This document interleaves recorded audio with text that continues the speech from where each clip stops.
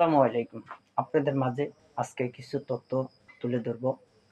আমাদের বাংলাদেশের বিমান বাহিনী কিভাবে দুর্ঘটনা ঘটেছে।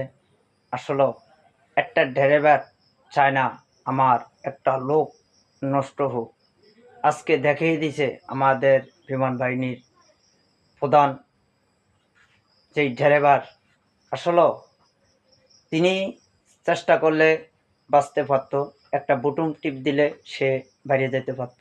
আসলে সে না করে আজকে কত শিশু বাচ্চারা, অনেক ভাই বোন আজকে দুর্ঘটনা ঘটেছে।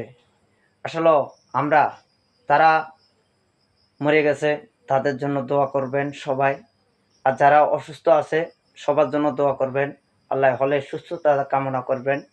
আসলে কেবে চায় না একটা দুর্ঘটনা হোক, যেমনি হোক একটা অ্যাক্সিডেন্ট হয়ে গেছে, আমাদের কপাল খারাপ, দুর্ঘটনা ঘটে গেছে।